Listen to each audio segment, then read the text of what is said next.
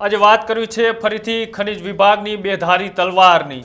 એક બાજુ સુરેન્દ્રનગરની અંદર જ્યારથી ચોટીલાના પ્રાંત અધિકારી એચ.ટી. મકવાણાની નિમણૂક થઈ ત્યારથી રોજ દિવસે ને દિવસે 100 જેટલી જગ્યાએ દરોડો પાડી અને કરોડો રૂપિયાની કરચોરી અટકાવવાનું તેમણે કામ કર્યું છે। અને બીજી બાજુ જ્યારે ધંધુકાની અંદર સ્થાનિક તંત્રને અનેકો વખત રજૂઆત કરી કે અહીંયા ખનન માફિયાઓ બેફામ બન્યા છે, અહીંયા રેતી અને માટીની બેફામ રીતે ચોરી થઈ રહી છે, તેમ છતાંય આ ખાડા કાન કર્યા અને છેલ્લે અંતે ગાંધીનગરથી ખનિજ વિભાગને દોડતું થવું પડ્યું। નમસ્કાર, આપ જોઈ રહ્યા છો ન્યૂઝ રૂમ, આપની સાથે છું કૃણાલ આહિર।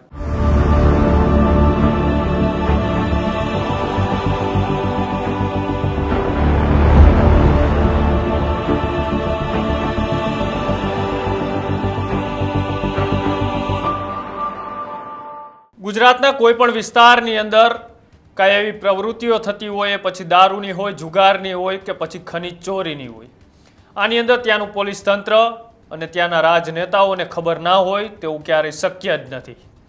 કેમ કે આવી તમામ ઘટનાઓના તાર ક્યારેક ને ક્યારેક આ અધિકારીઓ અથવા તો આ રાજનેતાઓની ખુરશી નીચેથી જ નીકળતા હોય છે અને તે પૈસા પણ ટેબલ નીચેથી જતા હોય છે। એટલા માટે રાજનેતાઓ કે ત્યાંનું તંત્ર આની અંદર આ ખાડા કાન કરતું હોય છે। તમે જોયું હશે કે છેલ્લા કેટલાક દિવસોથી આ સુરેન્દ્રનગરની અંદર કરોડો રૂપિયાની ખનિજ ચોરી પકડાઈ રહી છે। આ પકડાવા પાછળનું એકમાત્ર કારણ કે નિષ્ઠાવાન અધિકારી એચ.ટી. મકવાણા કોઈની પણ શરમ ભર્યા વગર કે કોઈની પણ ભલામણ સાંભળ્યા વગર બેબાકીથી પોતાની નિષ્ઠાપૂર્વકની જવાબદારી નિભાવી રહ્યા છે। અને એવી જ આજે બીજી ઘટનાની વાત કરવી છે ધંધુકાની। અમદાવાદની બાજુમાં આવેલો ધંધુકા તાલુકો અને ત્યાંના છાસિયાણી ગામની અંદર જે બેફામ રીતે રેતી અને માટીની ચોરી થતી હતી, સ્થાનિક લોકોએ તંત્રને વારંવાર રજૂઆત કરી અને રજૂઆત કરવા છતાંય સ્થાનિક તંત્ર આની અંદર કોઈ ધ્યાન નહોતું આપતું।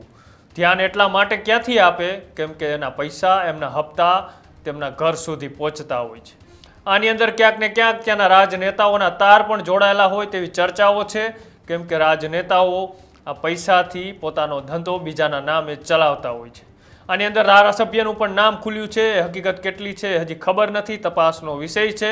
પણ જે માટીનું આ ખનન કરી રહેવામાં આવ્યું છે આ બાબતે અનેકો વખત સ્થાનિક તંત્રના અધિકારીઓને રજૂઆતો પણ કરવામાં આવી હતી, પરંતુ સ્થાનિક તંત્રએ આ ખાડા કાન કરતા આ સમગ્ર મામલે જ્યારે ઉચ્ચ કક્ષાએ રજૂઆત કરવામાં આવી અને તે અંતર્ગત હવે ગાંધીનગરનું ખાણ ખનિજ વિભાગ ગત મોડી રાત્રે છાસિયાણી ગામ નજીક જ્યાં મોટા પ્રમાણની અંદર માટીનું ખનન થઈ રહ્યું હતું એ સ્થળ પર ઓચિંતો દરોડો પાડવામાં આવે છે।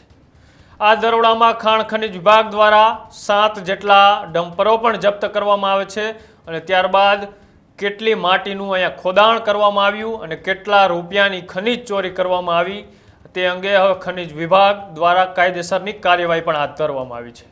હાલ ખનિજ વિભાગની કાર્યવાહીમાં લાખો રૂપિયાનો દંડની પણ કાર્યવાહી કરવામાં આવી છે। પણ એક મહત્વની વાત એ છે કે સ્થાનિક તંત્રને અનેકો વખત રજૂઆત કરવા છતાંય ત્યાંનું સ્થાનિક તંત્ર કેમ આ ખાડા કાન કરતું હતું? આ સવાલ હવે ખનિજ વિભાગને પૂછવા જેવો છે।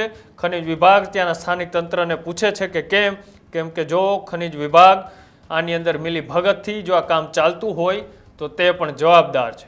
કેમ કે જો રજૂઆત કરવા છતાંય એ વાતને સાંભળવામાં ન આવે તો સ્વાભાવિક છે કે ખનિજ વિભાગના ત્યાંના લોકલ અધિકારીઓ પણ આની અંદર ઇન્વોલ્વ હોઈ શકે છે। એટલા માટે જ હવે જ્યારે ગાંધીનગરથી આ લોકોને દોડી અને રેડ પાડવા આવવું પડે એનો મતલબ એ જ કે સ્થાનિક તંત્ર અને રાજનેતાઓની આની અંદર મિલીભગત છે।